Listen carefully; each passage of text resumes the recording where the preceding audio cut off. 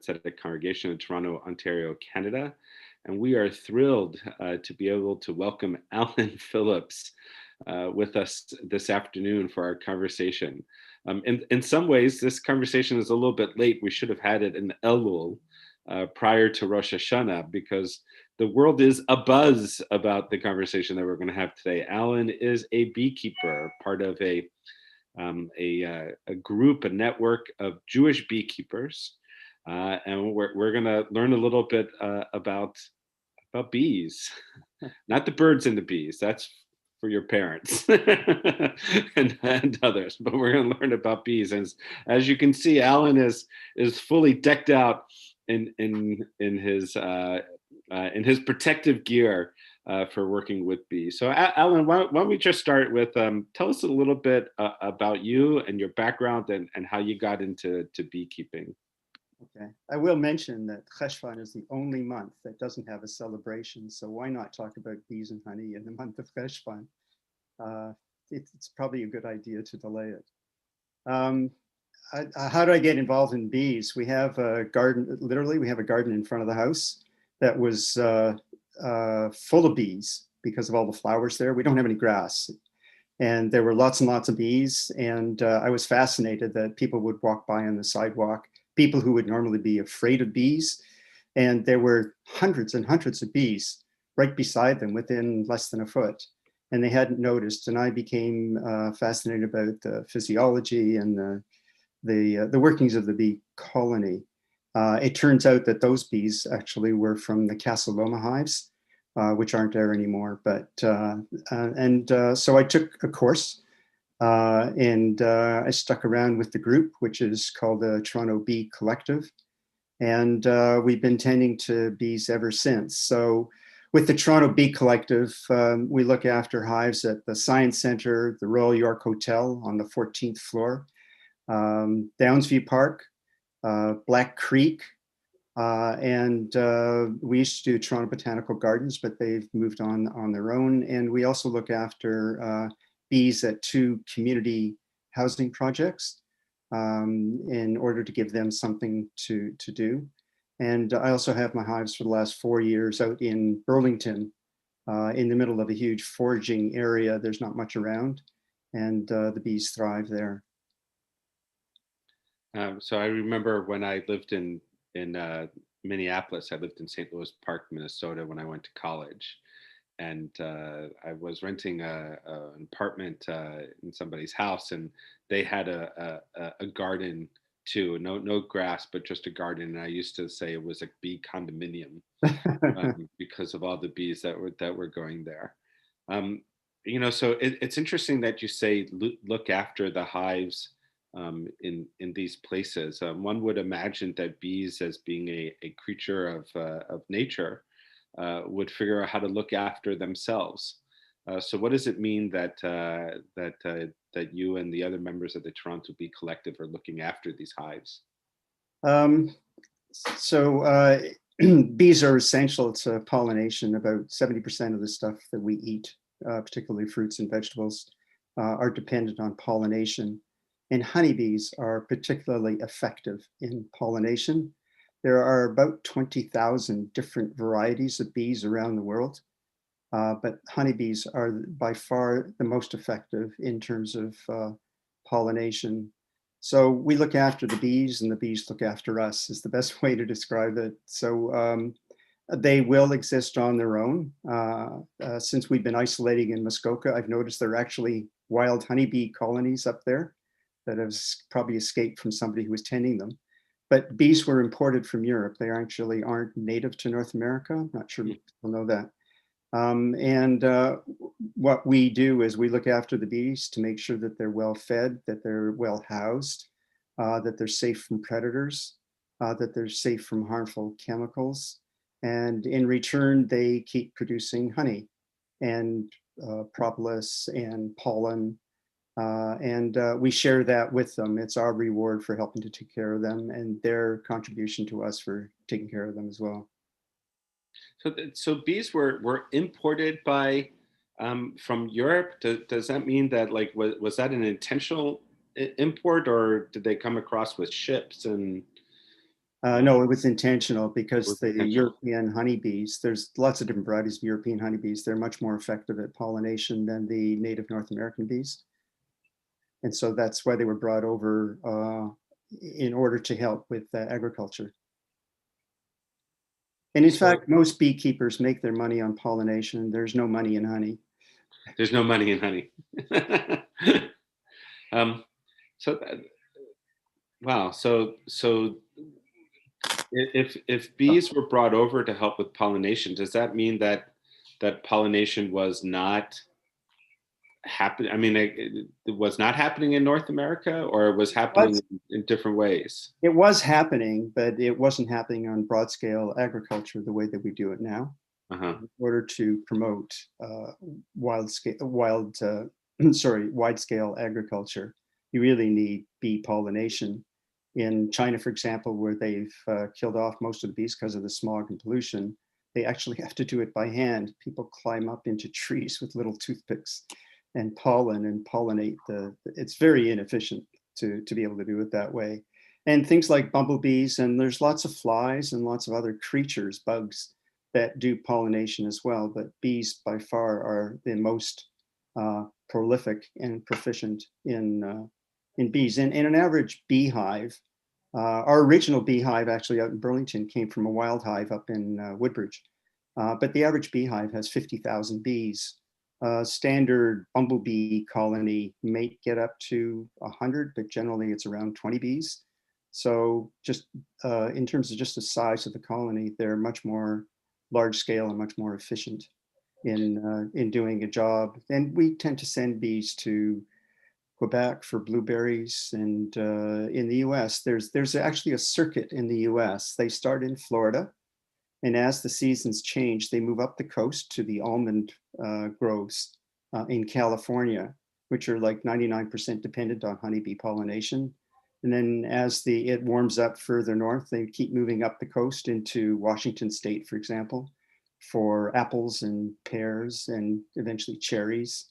And then they move across the top and then back down again, pollinating all the crops. These are in trucks, and then they come back down to Florida to winter. So do the bees do this instinctively, or are they they're being transported during these seasons? They're being transported because Being it's thousands of transported miles. Yeah, it's very hard on the bees, actually. to be transported in that way. Yes, because every few days is a new, and they're only there for 3 or 4 days, and it's a new environment every day, so it's stressful on the bees. So how do you know when a bee is stressed? It's the way they behave. You get losses of bees. Bees die. In the case of moving them around like that, they don't always all come back to the hive at the same time, and you've already moved on. They don't have a hive to go to. So, but their honey production could be down. Their pollen collection could be down. You know, when you look into a hive, you can tell whether they're stressed or not. It's one of the things as a beekeeper. It's the first thing you do when you open a hive is to listen and to smell and to use your eyes, the three senses, because you can hear there's a difference in the level of buzz when they're upset and when they're not upset. When they're So happy. what's involved with opening up a hive and looking into it, other than like, fear of being stung? um, there's a typical hive is a series of boxes with 10 frames on which the bees will create honeycomb, and then within the honeycomb they will deposit honey and sometimes pollen and a pollen honey mix as well. So when you open a hive, you're pulling off the top, the roof. You're taking the roof off, and then you're looking inside, and then you take out each frame, and then you check the. You can see some of these on our website at Burlington Bees Honey, at our Instagram site at Burlington Bees Honey. You can see the bees moving around and what they're doing. But you check for the queen to make sure she's there, the health of the bees to make sure that there's no parasites or chemical problems with the bees, that they're laying eggs, that the bees are hatching and going out and coming back, and there's no unusual smell coming from the hive, which might indicate a disease in the hive. There's lots to check for, but you have to use all your senses and sort of be in zen with the bees. The only way I can describe it. I can remember my first experience opening a beehive. It was a totally zen experience. The whole world just disappeared, and it was just floating inside the hive, really. So the hives that you're working with are these hives of these 10-layered boxes. They're not like, the hives that are built in trees or in your attic. No, they're no, they're a Langroth hive is what it's called. It was invented in the late 1800s, and that's the style that's used. But there are different styles of hives used all over the world. So in Israel, for example, there was beekeeping being done in the 10th century BCE in Arachava, I think it's called. And they had a completely different hive. If you've seen the movie Honeyland, it was very similar to that. So it was almost. Did you say 10th century BCE? Yes. So, Yeah. so you're talking now 3,000 years ago. 3,000 years ago, there was a beekeeping in Israel, northern Israel, Tel Rehov, that's what it was called. And they had not a large number of bees, but it's interesting because I've done some research. They were actually doing beekeeping with some really aggressive Syrian bees until Israel got conquered by the Greeks. And then they brought in a milder bee, and beekeeping sort of took off. But they have discovered the beehives that were in northern Israel.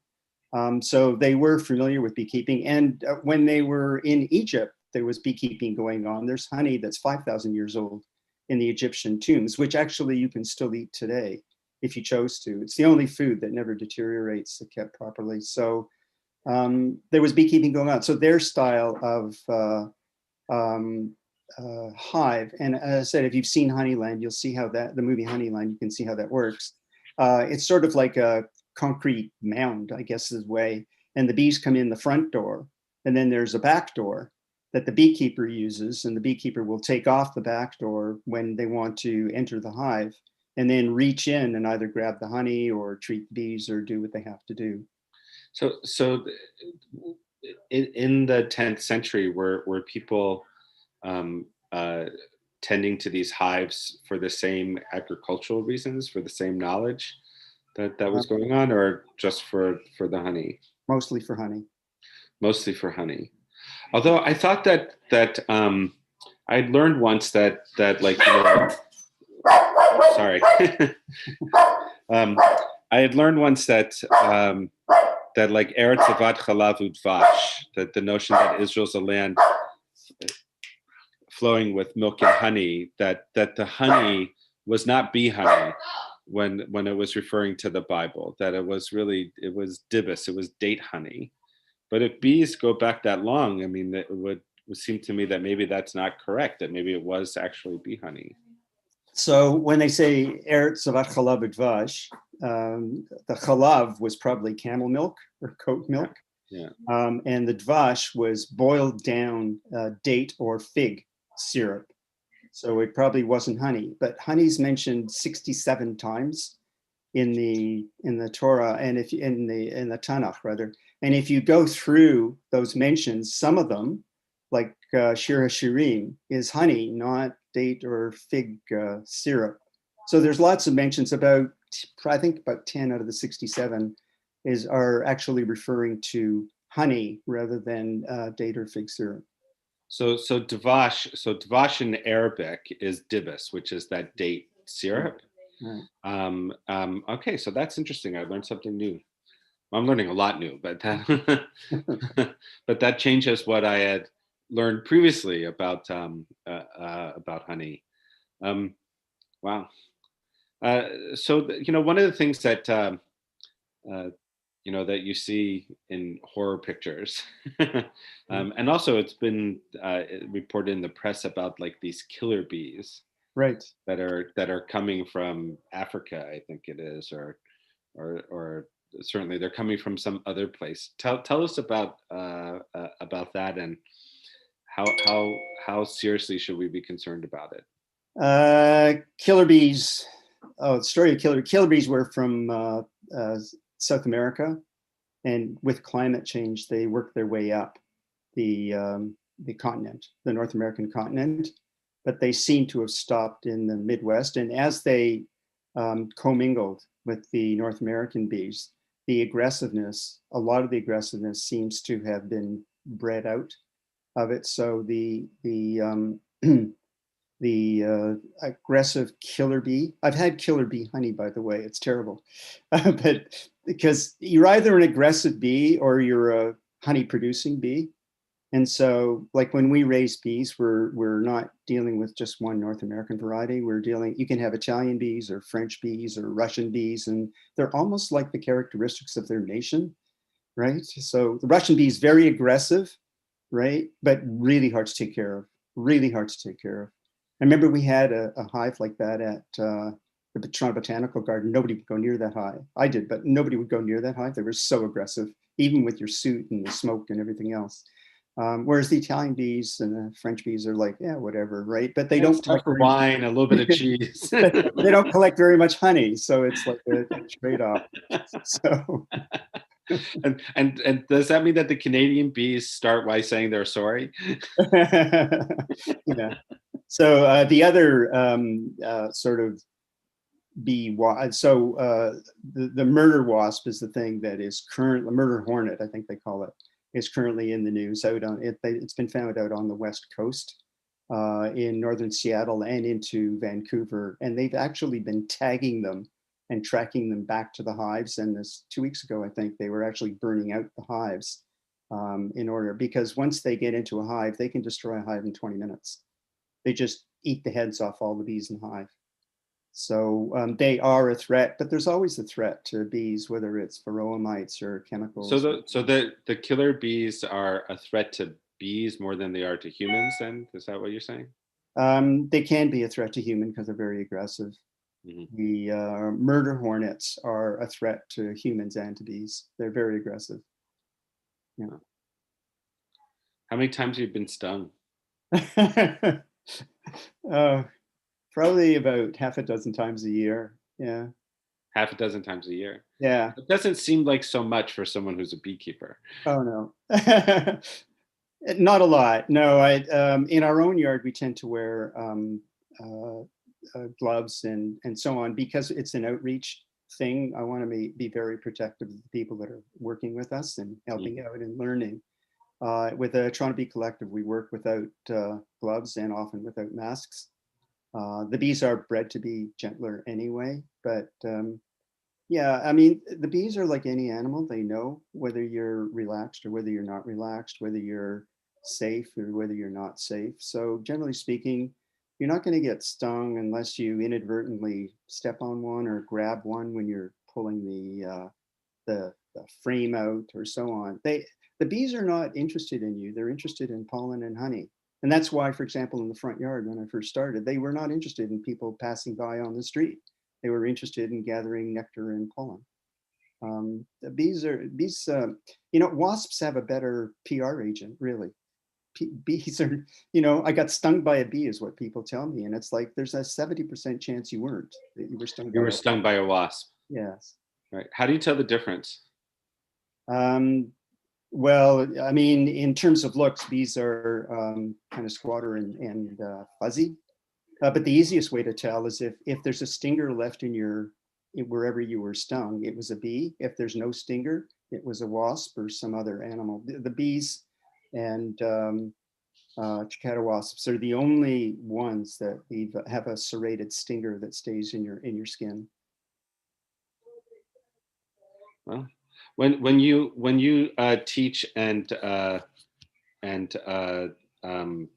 share bees with other people, what are some of the other things that you find people are interested in? They're interested in finding the queen.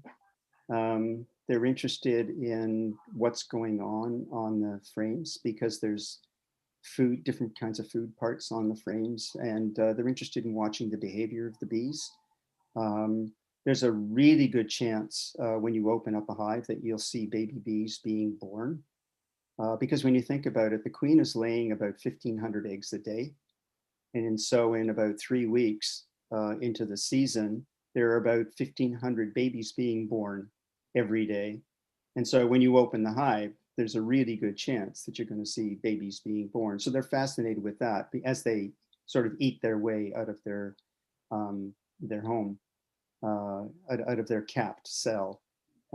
Just the way for example, a chicken will or a bird will peck its way out of its Out of the egg. yeah, Yeah. yeah. So tell us more about the queen. The queen Dvora. Yeah, Devore. um, so the queen is so everybody in the hive has a role, and the queen is not the boss. And so the queen's job is to lay eggs. Reproduce, right?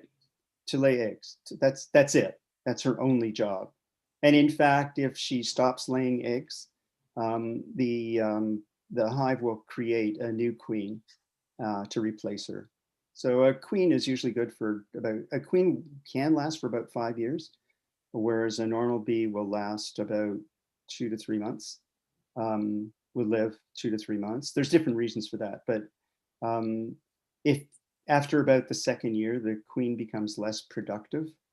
And in fact, a commercial beekeeper will deliberately kill the queen after 2 years and replace her, sometimes even after a year, because it affects production. It's kind of a cutthroat business, really.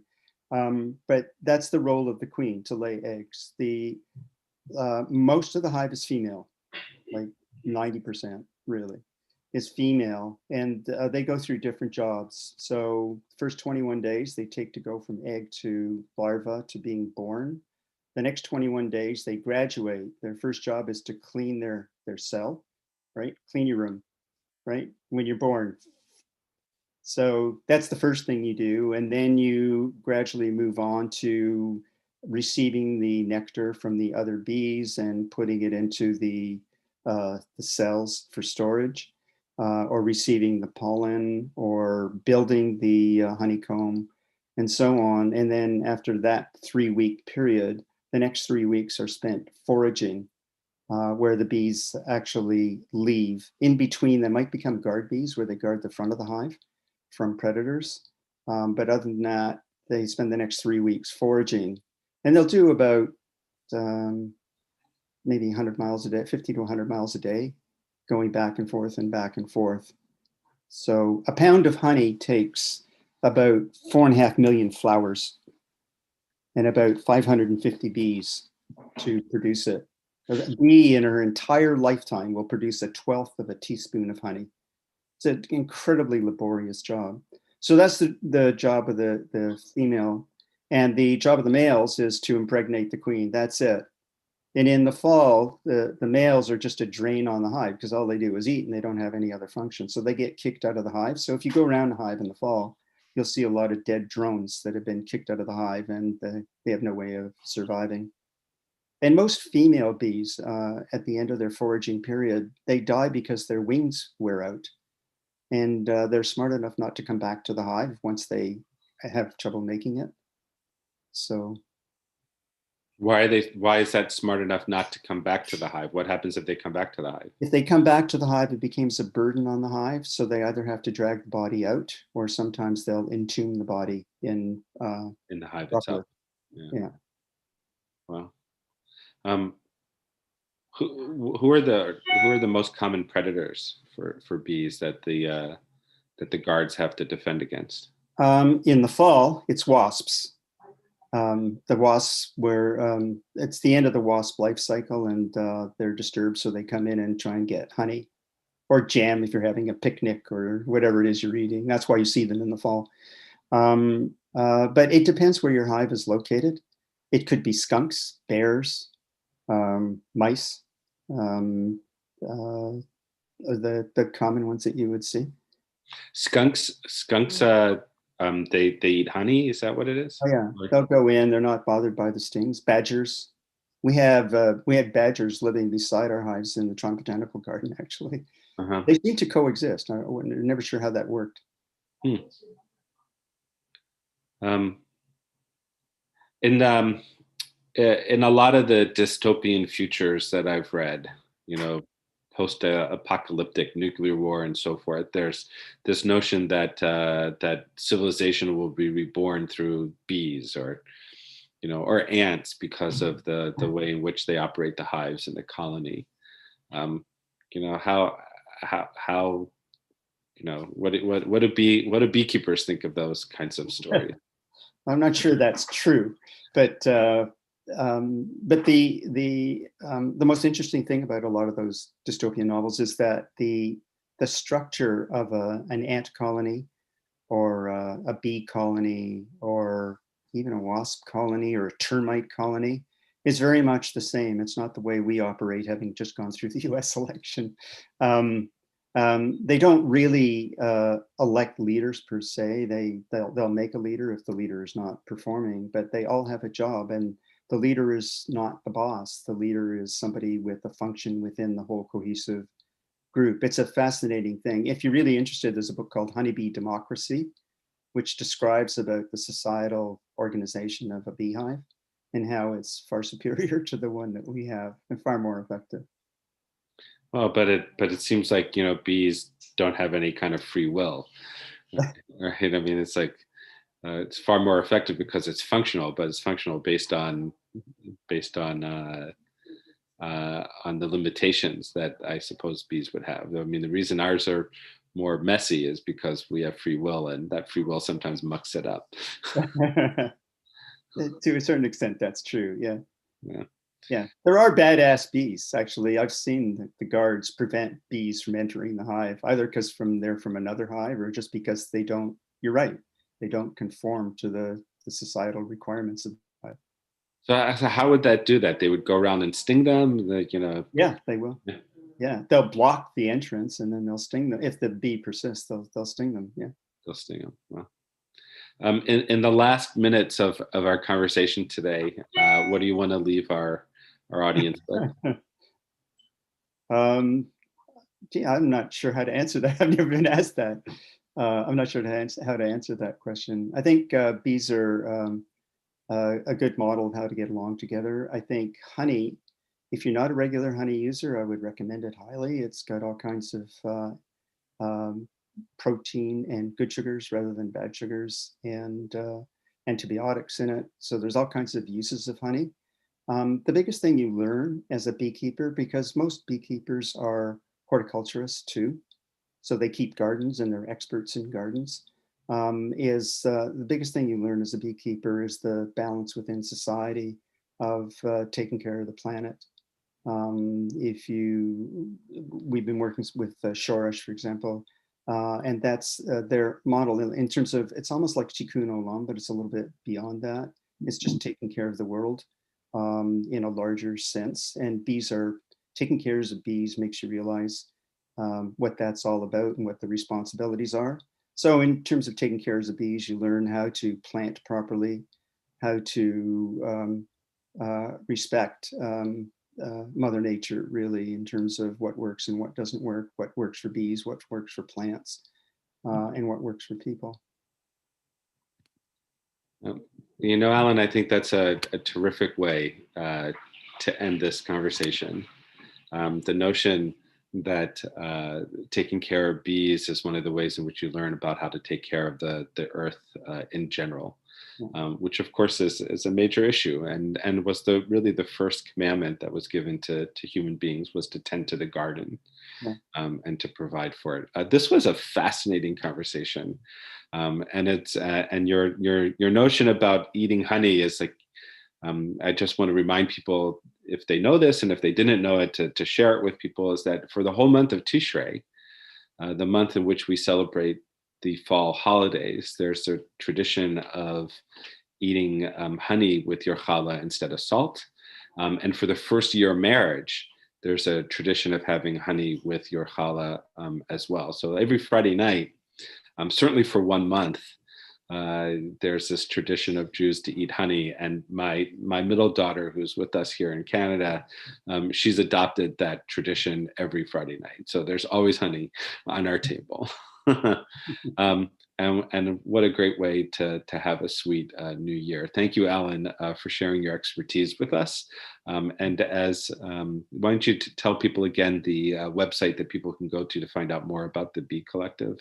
Okay, just before I leave, I'll give you an interesting tidbit that I learned when I was getting ready for this, is that at the University of Haifa and also in England, they have found out that bees, since this is a coffee conversation, bees are attracted to nectar that has a little bit of caffeine in it to get their buzz on. If you have a little bit of caffeine, maybe. If you have enough caffeine, that's great. And if you have a lot of caffeine, they stay away. Hmm. So we're having coffee conversation, but so are the bees. That's the way So they are get the their bees. buzz on. That's the way they get their buzz on too. You can follow us on Instagram at burlingtonbeeshoney.com. There's not a lot at Burlington Bees Honey. There's not a lot going on this time of year, but because the season is almost closing, we're wrapping our hives for winter in next week, actually. So it's the end of the season, so there's not a lot of videos and stuff to post. But if you go back through the history, you'll see what happens during the bee season, how they make honey, how they make honeycomb, how they get along. You can see a queen, you can see babies being born, and there's tons of stuff all over the internet if you're really interested. And there you have it.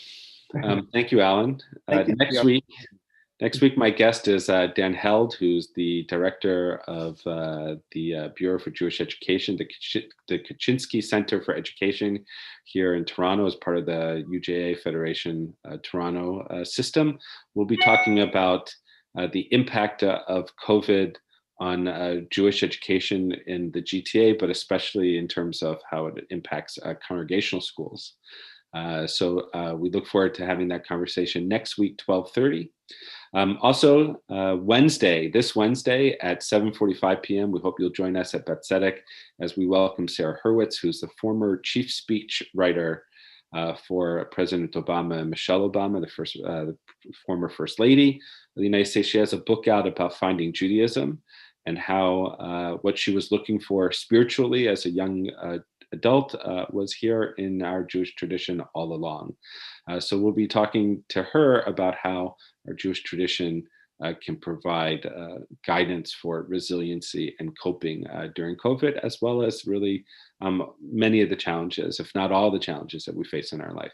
So Sarah Hurwitz will be our guest at Betzedek this Wednesday at 7:45 p.m. You can find out everything that's happening at Betzedek, ways to be spiritually engaged and near, even as we practice physical distance, everything from spiritual, cultural to Israel to programming. We are a full service congregation, www.beth-tzedek.org. Thanks, Allan, again. Thanks, everyone, for joining.